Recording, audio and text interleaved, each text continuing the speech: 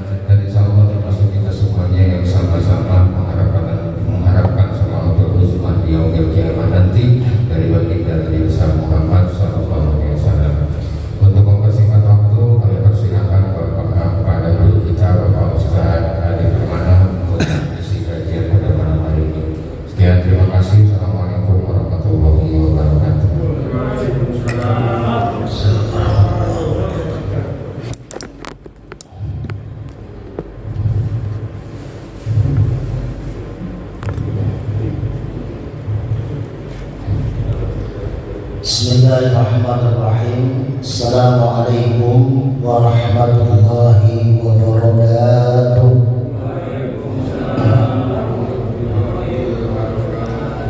Alhamdulillah, alhamdulillahilladzi qad a'tana ni'matan katsiratan wa kabiratan lana wa hiya ni'matul imani wal islam.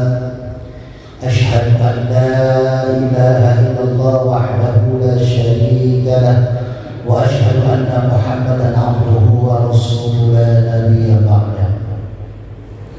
اللهم صل على سيدنا محمد وعلى آل سيدنا محمد كما صليت على إبراهيم وعلى آل إبراهيم في العالمين إنك حميد مجيد. قال الله تعالى في كتابه الكريم وهو أصدق القائلين أعوذ بالله من الشيطان الرجيم بسم الله الرحمن الرحيم يا أيها الذين آمنوا اتقوا الله حق تقاته فلا تموتن إلا وأنتم مسلمون. صدق الله العظيم. Hadirin jamaah salat maghrib Masjid Jami'al Huda yang dirahmati Allah Subhanahu wa taala. Puji dan syukur mari sama-sama kita panjatkan pada Allah Subhanahu wa taala. Pada malam hari ini kita masih diberikan nikmat iman Islam, sehat walafiat sehingga kita bisa hadir dan melaksanakan ibadah salat maghrib dilanjutkan dengan thalaqul ilmi. Dan insyaallah nanti kita lanjutkan dengan sholat isya berjamaah. Mudah-mudahan ibadah kita, tolak ilmi kita diterima dan diridhoi oleh Allah Subhanahu wa taala dan ilmu yang kita pelajari manfaat dunia wal akhirah. Amin. Shalawat dan salam semoga senantiasa tercurah kepada pemimpin alam Nabi besar Muhammad sallallahu alaihi wasallam, kepada keluarganya, para sahabatnya, dan mudah-mudahan kita yang hadir di masjid yang kita cintai ini kita mendapatkan syafaatul uzma beserta keluarga kita di yaumil akhir nanti. Amin ya Allah ya rabbal alamin.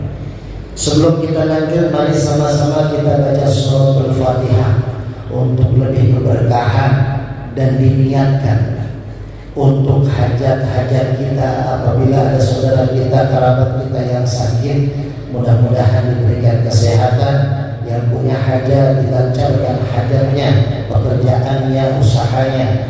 Yang punya anak lagi pesantren, yang lagi pendidikan, mudah-mudahan dijadikan anak yang soleh dan solehah. Dan kita doakan lebih khusus ketua DKM kita, para pengurus, para ustaz, para imam, lalu para donatur Masjid Al-Huda yang terus memberikan fasilitas, memberikan support untuk kegiatan-kegiatan masjid. Mudah-mudahan rezekinya diberkahi, dilimpahi oleh Allah Subhanahu wa taala. Juga para jamaah yang terus memakmurkan masjid, mudah-mudahan semuanya dihitung sebagai bekal amal ibadah kita untuk menuju kembali kepada Allah Subhanahu wa taala. Ala hadiyah wa kullu niyatin shalihah wa ila hadratin nabi al-Fatihah. Alhamdulillahi rabbil alamin arrahmanir rahim maliki yaumiddin iyyaka na'budu wa iyyaka nasta'in ihdinas siratal mustaqim siratal ladzina an'amta 'alaihim ghairil maghdubi 'alaihim waladdallin. Alhamdulillah, para hadirin jamaah, sebagaimana bulan yang lalu saya sudah memberikan dasar-dasar ilmu hikmah untuk kita masuk ke dalam kajian kitab Riyadhus Shalihin kita. Nanti kita pelan-pelan Pak, kita jangan ngejar amat, jangan ngejar khatam.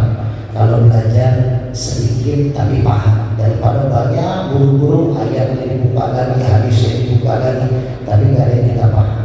Jadi kalau kajian hikmah, kajiannya sedikit saja, mungkin ayatnya satu, hadisnya satu, tapi kita pahami maknanya. Bismillahirrahmanirrahim. Kita masuk ke bab 1 tentang ikhlas. Ya, ternyata ikhlas ini ada di barisan terdepan dalam kita mempelajari satu ilmu, wabil khusus dalam kitab Riyadhus Shalihin. Karena ternyata ikhlas itu adalah patokan apapun bentuk ibadah kita kepada Allah, apapun bentuk ibadah kita kepada manusia. Karena ada hablum minallah, ada hablum minannas.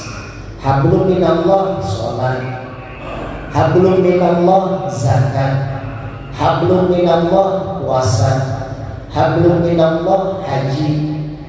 Ini adalah hablum minallah. Tapi hablum minannas, tolong menolong, ta'awanu 'alal birri wat taqwa wala ta'awanu 'alal ismi wal 'udwan. Lalu zakat juga terbagi dua. Ada zakat ini ibadah kepada Allah karena menunaikan amanah perintah Allah. Lalu zakat juga hablum minannas karena dibagikan langsung kepada manusia. Nah, semua ibadah ini tidak akan diterima oleh Allah kalau tidak ada dasar ikhlas. Maka rugi kita, kalau melakukan sesuatu tanpa didasari ilmu ikhlas. Maka coba ya, mungkin ini satu bab ini kita bisa berapa bulan, karena saya ingin kajian kita ini paham dan berpaham tentang ayat dan hadis tentang ikhlas ini. Kita masuk. Bismillahirrahmanirrahim. Surat Al-Bayyinah ayat 5 dibuka. Bismillahirrahmanirrahim. Wa ma umiru illa liya'budullaha mukhlishina lahud-din hunafa'a wa yuqimus shalah wa yutuz zakah wa dzalika dinul qayyimah. Pertama, wa ma umiru, mereka tidak disuruh oleh Allah. Wa ma umiru itu artinya apa? Allah memerintahkan kepada kita manusia, sebagaimana ayat yang sering kita baca, wa ma khalaqtul jinna wal insa illa liya'budun. Tidak semata-mata aku ciptakan jin dan manusia, kata Allah, hanya untuk beribadah. Jadi ternyata kalau kita sudah mencapai predikat abdul, ya, ta'budu itu dari asal katanya abada, artinya hamba. Kalau seorang hamba berarti dia sudah menghambakan dirinya kepada majikannya. Kalau dulu ada namanya pembantu, kalau sekarang kan ART, asisten rumah tangga. Tapi bedanya kalau dulu, zaman dulu pembantu itu Masya Allah Pak, sampai ada yang 20 tahun, 30 tahun ya. Mungkin Bapak juga punya pembantu zaman dulu, Bapak kecil sampai jadi bapak-bapak, pembantu ini masih ikut ya. Kenapa? Karena saking setianya pembantu zaman dulu. Apalagi zaman Rasul dulu, namanya hamba sahaya. Itu sistem transfer bola. Jadi kalau dibeli dia ikut sama majikannya. Ya. Jadi lebih nurut aja, lebih patuh lagi. Tapi kalau ART sekarang kan majikannya di rumah beres-beres, ART-nya nongkrong sore-sore di luar.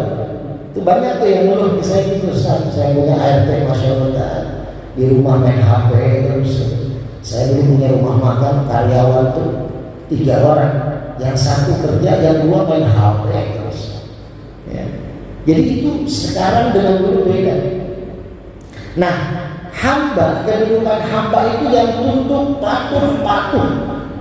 Kalau kita lihat coba di kepolisian, apa yang dikatakan atasan itu harus patuh, walaupun kadang-kadang tidak sesuai dengan hati nurani bawahannya, tapi wajib dipatuhi.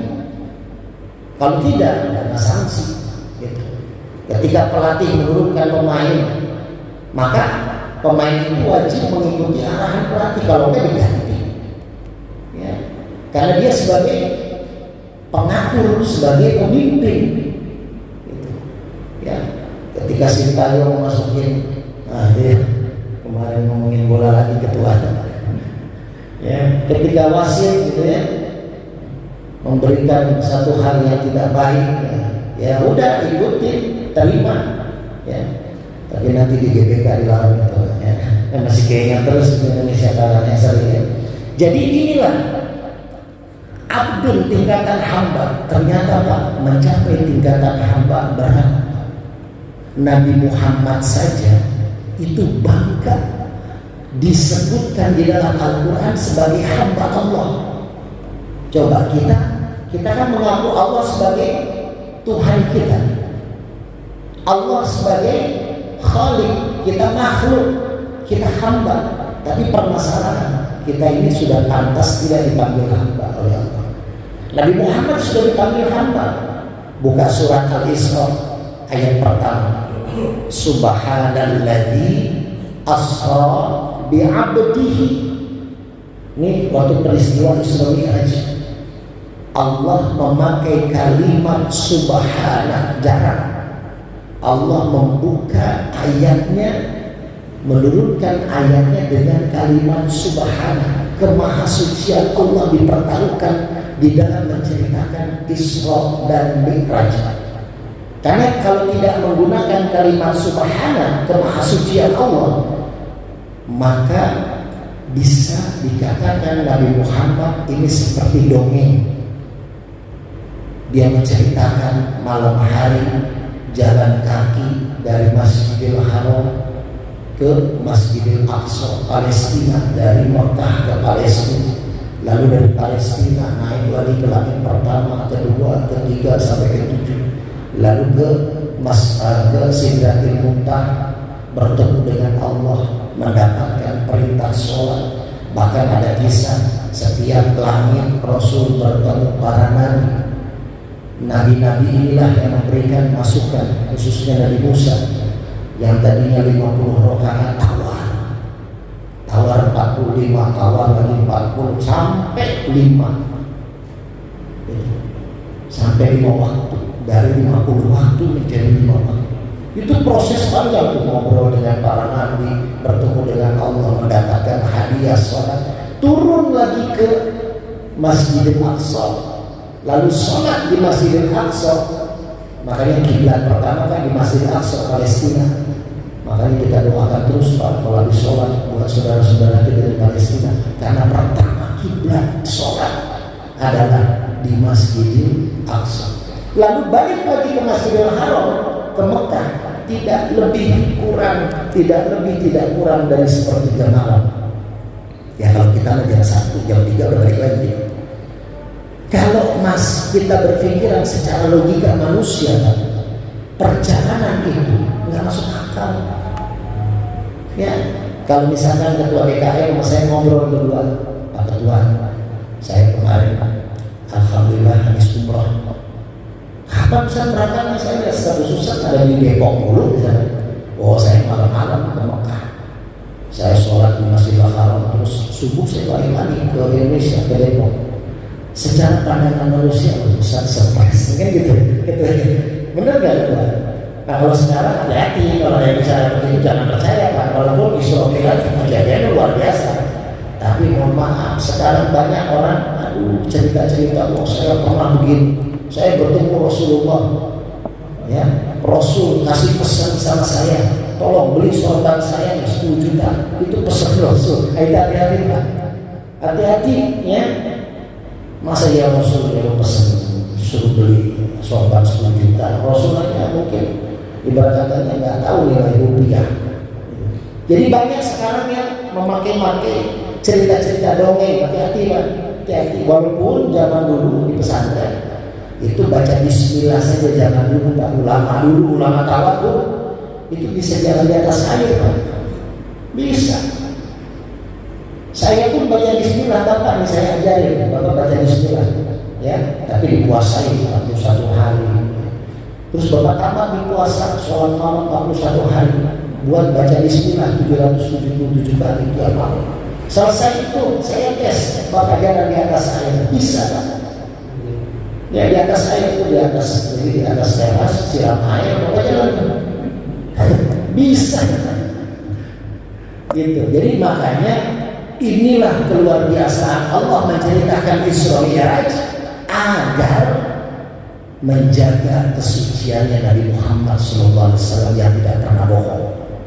Nabi Muhammad tidak pernah bohong. Lagi cerita pagi-pagi subuhnya habis sholat subuh, cerita sama sahabat, wahai sahabat, saya mau bercerita, alhamdulillah saya dapat hadiah dari Allah, yaitu perintah sholat 5 waktu. Kalau dijabarin Pak sholat, Masya Allah, ini komunikasi kita dengan Allah. Semua ibadah apapun kalah dengan nilai sholat kalau Bapak mau pelajari secara matang. Orang yang sudah benar sholatnya, saya juga jauh dari kata benar, masih belajar kita terus. Kalau kita sudah tahu Pak makna sholat, Masya Allah, kita akan menunggu azan, kapan azan sholat datang. Coba tadi luar biasa maghribnya banyak sholat penuh. Berarti alhamdulillah Pak, di sekitar Masjid Al-Huda hatinya sudah mencintai sholat.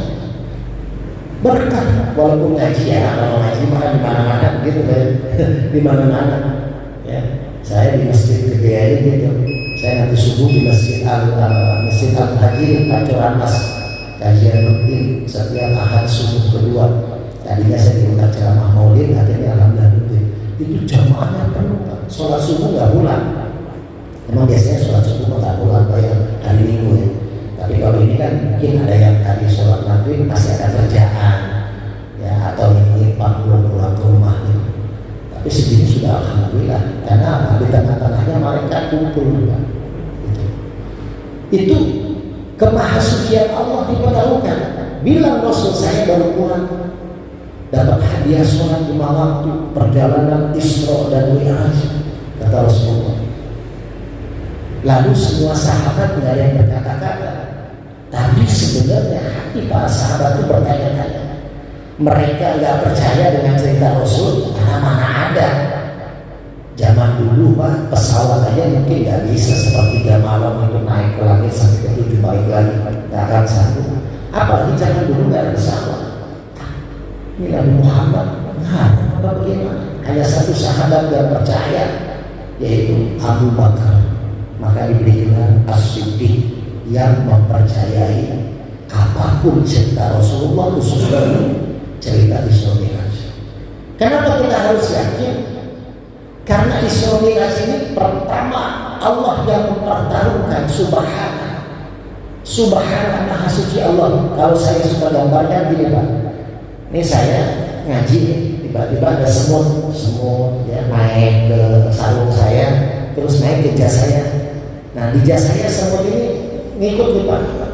Lalu saya bawa motor nih, malam ini habis isya, saya kebetulan ada Maulid Nabi di Hadjah Masjid Jami Taufik, ya, ada sekolahnya juga yang ceramah kawan saya doa karena tahun kemarin Maulid saya ceramah, jadi sekarang kawan saya dari Bandung, pengurus dakwah PWU Jawa Barat kita, beliau juga luar biasa kalau ceramah sudah sampai tadi jam 5, saya tengok sebentar, nanti malam Maulid habis isya saya paling datang jam 8 dari sini.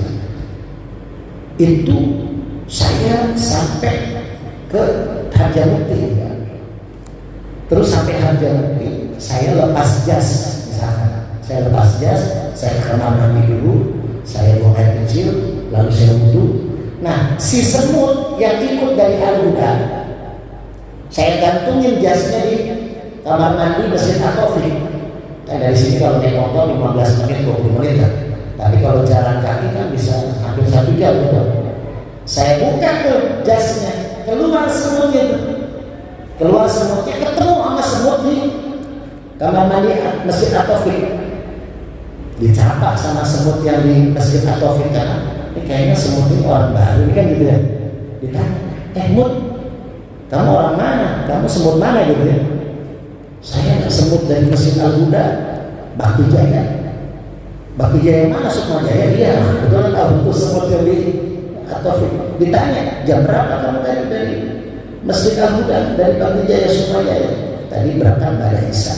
Lah, sampai sini 1 jam kamu sudah sampai? Iya, sudah sampai.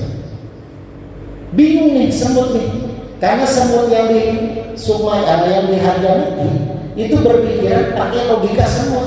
Kalau jalan semut dari sini ke Sukma ke Harjamukti itu bisa berjam-jam.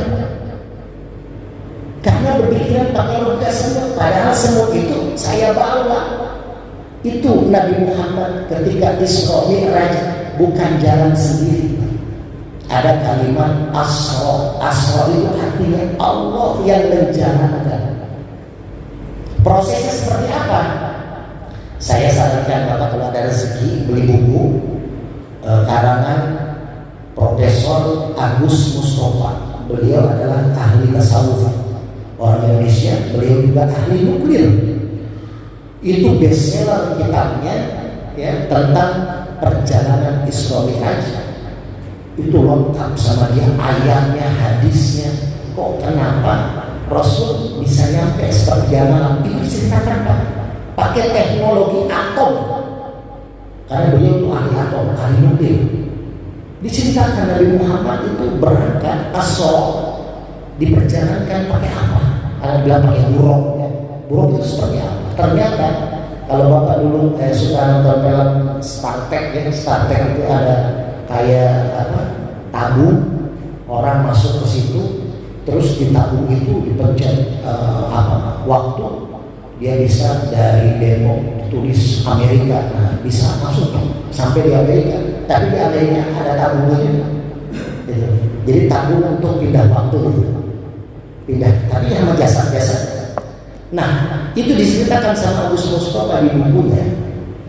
Bisa jadi Rasulullah dari Masjidil Haram ke Masjidil Aqsa. Kenapa? Ilal masjid, minal masjid, ilal masjid. Karena inilah media apa namanya perjalanannya, inilah tabungnya untuk perpindahan Rasulullah dari jasad dan ruhnya itu dari masjid ke masjid.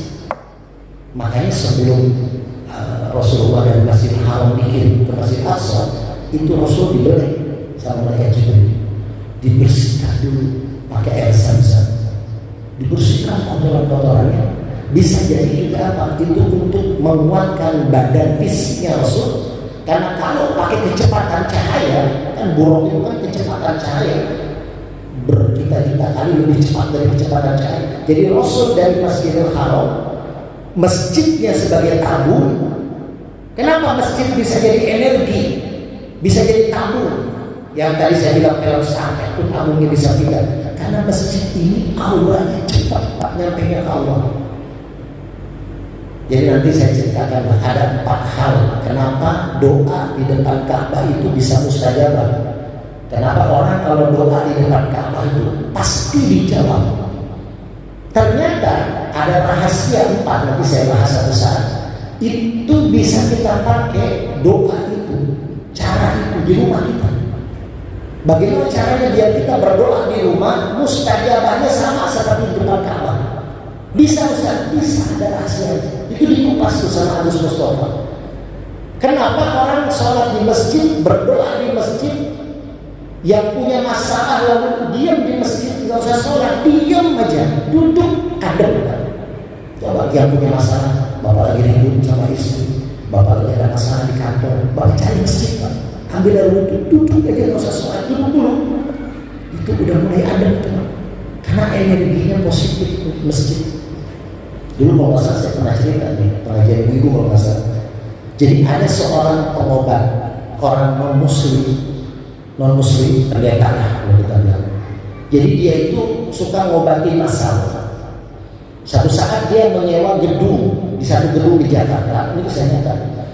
Lalu si objek gedung itu mengajak si pendeta ini untuk mencari tempat yang paling enak buat dijadikan pengobatan masalah. Karena gedungnya bertingkat, ada berapa lantai.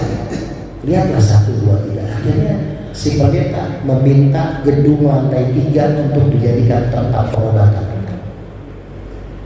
Setelah si pendeta itu masuk ke gedung lantai 3, dicek, wah ini auranya bagus, ini saya pakai untuk pengobatan. Si obeknya yang orang muslim kaget, kenapa Pak? Kok Bapak milih lantai 3? Karena di lantai yang jarang dipakai orang. Biasanya kan angker kalau jarang dipakai orang. Lantai yang lain mah dipakai juga. Ada Allahnya sering dipakai kegiatan rapat. Ini lantai 3 dipakai cuma seminggu sekali Pak. Buat apa kata pendeta? Buat sholat Jumat. Karyawan kantor. Bayangin Pak, itu kantor lantai 3 cuma dipakai 1 Jumat 1 kali. Itu pun paling sejam 2 jam dipakai. Ya ngaji dulu, tahrim dulu, lalu ada khotib datang, khotib Jumat, lalu sholat Jumat selesai, ngitung kotak amal selesai, udah bukan, dipakai lagi Jumat. Bayangkan tempat dipakai sholat cuma 1 kali di kantor itu nggak pernah ada kegiatan lain, ternyata energi positif nempel di dinding kantor. Bapak kalau nggak percaya, Bapak di rumah siapkan 1 tempat, bikin ruangan khusus kecil saja, pakai sejadah, ya ukuran 1 sejadah, kalau bisa ya 2 sejadah, biar bisa misalkan istri sama istri sekian gitu ya. Kalau nggak 1 aja, kalau nggak punya tempat yang gede, 1 Bapak coba dawamkan sholat malam di situ 41 malam, jangan putus 41 malam. Ya, terserah hari apa Bapak dimulai, baik hari lahir, misalnya hari lahirnya hari Minggu, berarti malam Minggu Bapak mulai sholat malam di tempat yang Bapak khusus bikin. Ruang tamu kegedean nih, saya tamu untuk pakai sekat aja triplek, ya. Terus Bapak disuruh siapin sejadah, Bapak bikin triplek bagus pakai batu, bagus pakai batu, jangan disekat pakai triplek. Karena batu itu bisa menyimpan energi. Itu salah satu rahasia di depan Ka'bah. Kenapa mustajabah? Karena ada batu Hajar Aswad. Ini batu biasa. Bahkan Umar bin Khattab bilang, saya tidak mau syirik kepada Allah. Ini batu Hajar Aswad, batu biasa. Saya mencium batu ini bukan karena batu ini istimewa, tapi karena Rasulullah mencium batu ini. Itu sahabat dulu Pak. Satu saat sahabat sama Rasulullah mengikuti Rasulullah jalan. Terus Rasulullah SAW nunduk Pak, karena ada pohon yang agak rendah tuh, rantingnya. Nunduk Rasulullah, sahabat mengikuti nunduk. Selama berapa tahun kemudian Rasulullah udah gak ada. itu pohon udah ditebang. Sahabat kalau lewatin bekas pohon itu, bekas ranting yang tadinya rendah itu, walaupun sudah ada, tetap nunduk Pak lewat sini. Karena bagi sahabat sahabat menganggap Rasul nunduk bukan karena ada ranting pohon, memang itu ada sesuatu. Di dua sahabat saking nurut taatnya sama Rasulullah SAW. Ya, jangan dulu Pak digontor. Saya kebetulan alumni cabang gontornya, digontor. Guru-guru saya cerita, itu yang namanya santri Pak, ratusan orang. Kalau sekarang ada guru aja berisik gitu Pak. Makanya akhlak mudah-mudahan presiden baru, menteri pendidikan yang baru lebih mengedepankan akhlak buat siswa-siswi. Itu dulu Pak digontor yang kalau nggak sekarang kurang tahu saya, tapi kayaknya sih masih, karena gontor itu luar biasa Pak, disiplin. Itu sebelum Kiai Jarkasi, almarhum Kiai Jarkasi itu datang ke kelas, baru kopiahnya dulu Pak di meja. Jadi kopiahnya selalu disimpan di meja sebelum Kiai almarhum Kiai Jarkasi masuk kelas. Itu nggak ada yang ngomong Pak, santri ratusan orang di dalam kelas, nggak ada yang berani ngomong, cuma ada kopiahnya. Nah sekarang ada kiai-kiainya ngomong kan gitu. Itu saking takzimnya. Nah kita kembali, itu Bapak sholat tuh di masjid, di tempat yang Bapak bikin 41 malam, zikir di situ. Nah, itu tempat jadi mustajabahnya doa. Karena apa? Menyimpan energi. Setiap kita sholat zikir, nih Pak, batu-batu yang ada di masjid, ternyata batu itu setelah diteliti oleh alat, dia bukan makhluk yang mati. Batu itu makhluk hidup Pak. Dia bisa bergerak kalau pakai alat. Dan dia menyimpan energi. Seperti batu Hajar Aswad menyimpan energi orang-orang yang berzikir, orang-orang yang bertakbir, orang-orang yang berdoa, sholat di depan Ka'bah. Dia akan menyimpan energi seperti apa? Seperti mic. Nih mic ini Pak. Kalau saya ceramah nggak pakai mic, nggak kedengeran sampai ujung. Tapi kalau pakai mic sampai luar kedengeran. Nah mic ini sebagai apa?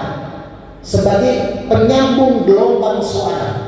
Nah batu Hajar Aswad itu sebagai alat menyambung energi suara kepada Allah Subhanahu wa Ta'ala. Cepat nyampe.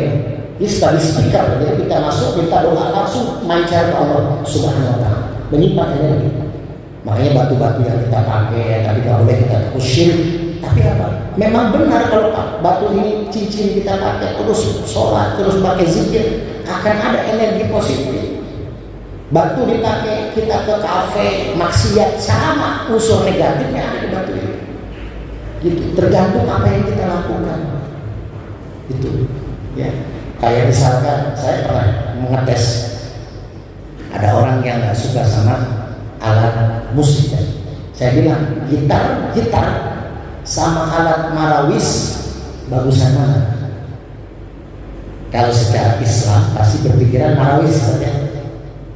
Gitar lebih. Cuma kalau saya sekarang contohin, orang main gitar nyanyi lagu sholawatan, orang main marawis tapi mainnya di kafe, pakai tali-talian perempuan tapi pakai marawis, bagusan mana? Bagusan gitar. Jadi intinya semua itu tergantung kita makainya di mana. Mic ini bid'ah katanya, kata saudara-saudara kita bid'ah karena nggak ada di zaman Rasul, tapi dipakai juga kan buat dakwah. Tergantung dipakainya. Kalau dipakainya di masjid jadi pahala. Bid'ah itu kan ada bid'ah dolar, ada bid'ah hasan. Ya, pesawat zaman Rasul nggak ada berangkat haji pakai pesawat, tapi sekarang memudahkan. Jadi bid'ah hasanah yang tidak ada zaman Rasul, tapi untuk melakukan suatu kebaikan. Rasul belum pernah sholat tahiyatul masjid Pak. Seumur hidupnya belum pernah. Kenapa? Karena Rasul rumahnya dempetan masjid. Temboknya Rasul bukan tembok yang pakai terpelepah rumah beliau. Ya, kalau Rasulullah kan ada cerita di hadis, Rasul setiap 10 hari Ramadan terakhir tidak pulang ke rumah, tapi itikaf. Tapi Rasul tetap merawat rambutnya. Jadi Rasul di masjid, kepalanya tinggal dinongolin ke jendela, Siti Aisyah bersihin rambutnya. Berarti kan rumah Rasul dengan masjid dekat. Nah, Rasul tidak melakukan sholat tahiyatul masjid karena Rasul tinggalnya di masjid. Tapi Rasul melihat Bilal, dipanggil Bilal, kamu apa yang kamu lakuin ketika masuk masjid? Saya sholat tahiyatul masjid ya Rasul. Gak pernah dicontohkan, gak pernah disuruh, dan Rasul gak pernah melakukan. Tapi dilakukan Bilal. Apa kata Rasul? Bilal, kelopak sendalmu itu sudah ada di surga karena kamu melakukan sholat tahiyatul masjid. Bayangin Pak. Tuh, nggak ada bid'ah kamu bilang saya nggak ajarin, nggak saya contohin kan gitu. Jadi nggak semua sesuatu kebaikan dilakukan Rasulullah. Bukan Rasulullah nggak bisa, tapi takut diwajibkan oleh umat. Kenapa Rasul sholat tarawih hanya 3 kali seumur hidupnya, selebihnya di rumah? Karena takut diwajibkan oleh Allah. Rasulullah sangat memahami kondisi umatnya, sangat menyayangi kita. Tuh Pak, kita belum bahas ayatnya. Nggak apa-apa ya, yang penting kita paham ya. Karena ikhlas ini tentang ayat ini luar biasa. Membahas tentang abdun aja belum kelar. Tentang hamba. Gitu. Karena dalam sekali Pak. Rasulullah SAW itu pada akhirnya dia menceritakan tentang Isra Mi'raj diakui oleh para sahabat. Kenapa? Karena sudah ada buktinya, yaitu hadiah sholat. Dan Rasulullah dipanggil apa? Bi'abdihi. Harusnya ayatnya surat Al-Isra itu Subhanallahilladzi, tapi disingkat jadi Subhanalladzi. Lalu Asra bi Muhammadin, karena yang dijalankan oleh Allah peristiwa Isra Mi'raj Nabi Muhammad. Tapi kenapa Allah pakai kalimat bi'abdihi? Ternyata kalimat bi'abdihi lebih tinggi daripada Allah memanggil nama Muhammad. Jadi Allah memanggil kalimat nama Muhammad dengan nama bi'abdihi, berarti Allah lebih mulia memanggil Nabi Muhammad sebagai hamba. Kenapa? Kalau sudah dipanggil hamba, berarti Allah sudah mengakui Nabi Muhammad sebagai hamba Allah. Karena hamba yang saya ceritakan tadi adalah seorang makhluk yang nurut terhadap Sang Khaliq. Nabi Muhammad sangat taat kepada Allah. Maka kalau kita pengen dipanggil hamba, ya kita harus nurut taat kepada Allah, taat kepada Rasul. Atiullah wa atiur Rasul. Itu pertama. Wa ma umiru illa liya'budullah. Jadi Allah menyuruh makhluk yang diciptakannya, jin dan manusia, untuk menjadi hamba, nurut. Jangan protes. Kalau kata Quran begini, ikutin Pak. Kalau kata hadis begini, karena Rasulullah disuruh oleh Allah. Kul, kata Allah, katakan Muhammad. Kata Rasulullah, in kuntum tuhibbunallaha fattabi'uni. Itu ayat Quran. Enggak akan bohong ayat Quran. Kata Allah, katakan Muhammad, lalu Muhammad mengatakan, kalau kamu ingin dicintai Allah, ikutilah aku, kata Rasulullah. Jadi kita harus mengikuti Rasulullah. Apa yang disuruh oleh Allah, oleh Rasulullah adalah sallu kama ra'aitumuni usolli. Salat sebagaimana engkau melihat aku salat. Belajar dari kitab fikih Safinatun Najah, belajar dari para ustaz salat yang baik bagaimana, salat yang benar bagaimana. Ini pertama, ibadah. Yang kedua, mukhlishina lahuddin, harus ikhlas. Jangan kita merasa, aduh baru tadi maghrib, sekarang udah isya lagi. Adalah daripada saya nanti kepikiran, nggak bisa tidur, belum sholat dulu. Ya sholatnya karena apa? Karena takut ketiduran. Sholatnya karena apa? Karena ini sebagai bentuk kewajiban. Kayak kita nih Pak, belum lapar, ya, tapi karena sudah ada tersedia makanan, mau nggak mau makan, nggak bakal nikmat makan. Makanya kata Rasulullah, kalau pengen dapat keberkahan, kenikmatan, makan ketika lapar, berhenti sebelum kenyang. Gitu. Coba Bapak rasakan, lagi perut udah kenyang nih, Bapak baru makan, terus diajak teman makan yuk. Restorannya enak, mewah, ya, sama kayak nasi padang yang biasa dibikin ketua. Enak. Tapi kondisi perut kenyang, enak kan? Kurang Pak, dipaksain malah muntah.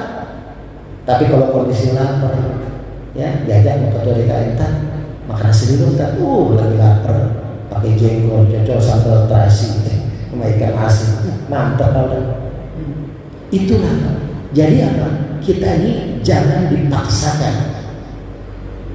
Ikhlas artinya apa? Menerima apapun yang Allah sudah berikan. Ya Allah, kok saya kemarin ke Purwakarta naik motor berempat sama istri sama anak saya masih bayi, bawa minyak urut 100 botol, bawa permen madu itu 50 botol buat santunan. Saya rutin tiap bulan sambil nengokin anak saya pesantren, dimarahin sama kiai sana. Kan paman saya kiai, nekat pakai motor. Kenapa? Ya saya pribadi, istri ingin jalan-jalan menikmati aja. Banyak WA teman-teman saya, kenapa Ustaz nggak bilang aja pakai mobil kita diantar? Bukan, saya pengen pertama apa? Belajar ikhlas. Apa yang saya punya itu yang kita jalani dan kita nikmatin. Alhamdulillah 7 jam Depok Purwakarta, pulangnya Purwakarta Depok 8 jam karena saya tidur di Kerawang, hampir nabrak truk karena hancur. Itu menikmati, alhamdulillah nyampe dengan selamat, bawa bayi 6 bulan. Kenapa? Karena kita meniatkan ikhlas apapun yang telah Allah beri. Kalau kita pengen petang-petang, wah bisa aja nyewa mobil. Tapi saya enggak akan kurangi santunan ke anak-anak yatim. Buat apa? Saya lebih utama ini buat anak-anak tiap bulan. Saya sisihkan juga. Ada teman-teman juga yang berobat, Ustaz, ngitip Ustaznya buat nambahin anak yatim. Alhamdulillah. Dan itu rutin saya lakukan untuk dapat keberkahan. Ya. Lupa saya ngasih bonus minyak, lupa saking khusus. Nah Pak, saya tanya tadi, ada berapa syarat kenapa orang doa di depan Ka'bah itu mustajabah? Ada berapa aja? 4. Dia dapat minyak maksudnya. Saya lupa yang keluar minyak. Kali Pak, hadisnya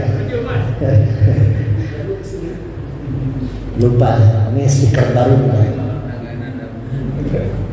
ya. Nanti diolesin lagi dulu ya. Diolesin ke kaki, kakinya tambah kuat ya. Nah kalau diolesin yang lain tambah kuat. Jadi ini Pak, berkah ya. Kita lanjutkan. Mukhlisin lahuddin, harus ikhlas. Yang kedua, hunafa, hanif. Ini hati-hati Pak. Selain ikhlas, kita harus bersihkan hati.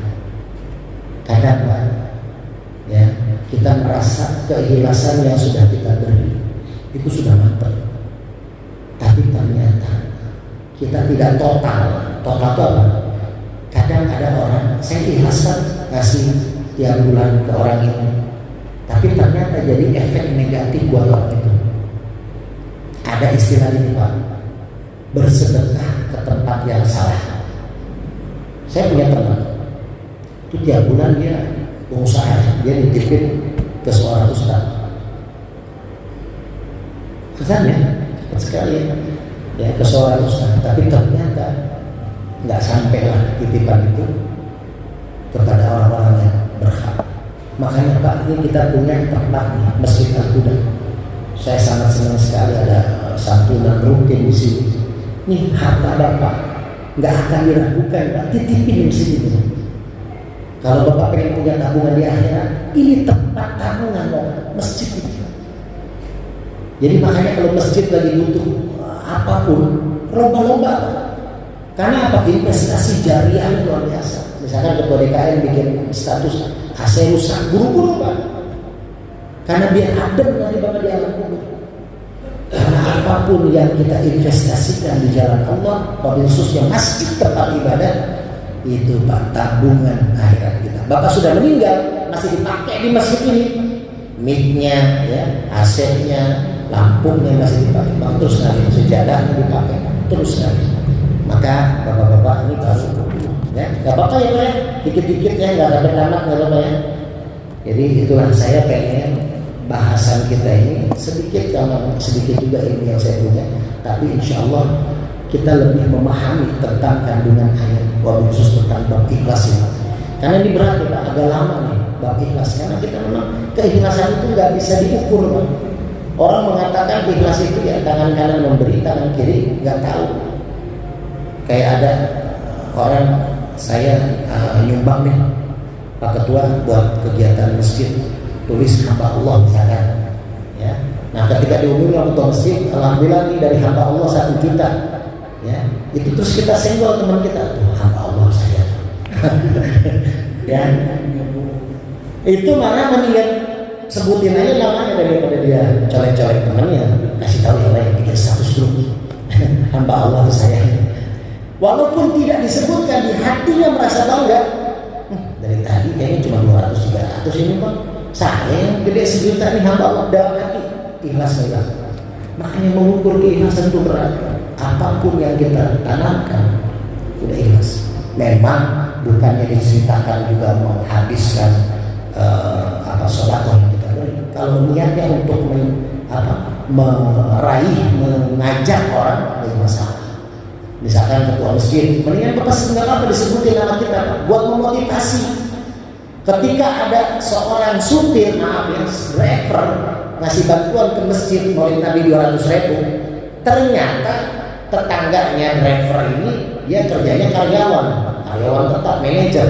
Masa driver aja 200.000, saya minimal 500, memotivasi. Itu nggak apa-apa. Ya insya Allah kita sambung lagi di bulan depan, mudah-mudahan sedikit yang saya bisa beri manfaat buat kita semua. Saya mohon maaf apabila ada khilafan, kekurangan, namanya kita dalam kajian ini saya sama-sama belajar. Jadi saya bukan yang berarti lebih pintar dari Bapak, kita sama-sama belajar. Mudah-mudahan kita istiqomah, kita doakan juga DKM Al-Huda diberikan juga kekuatan untuk terus memakmurkan masjid. Ini wasilah dari ketua DKM, kita bisa mengenal bersilaturahmi. Insyaallah kita ketemu lagi bulan depan. Wabillahi taufiq wal hidayah wal afu minkum. Wassalamualaikum warahmatullahi wabarakatuh.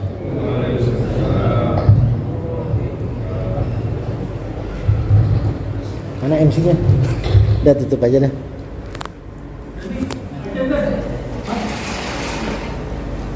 Ketua yang dulu kata.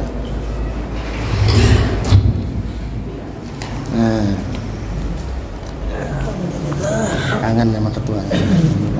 Ketua kita, saudara kita nih, tim Majlis Zikir. Alhamdulillah berkah. Habis ini jangan pulang dulu, 10 menit ngobrol. Siap. Assalamualaikum. 8 hamil istri. Kalau kuasa Allah,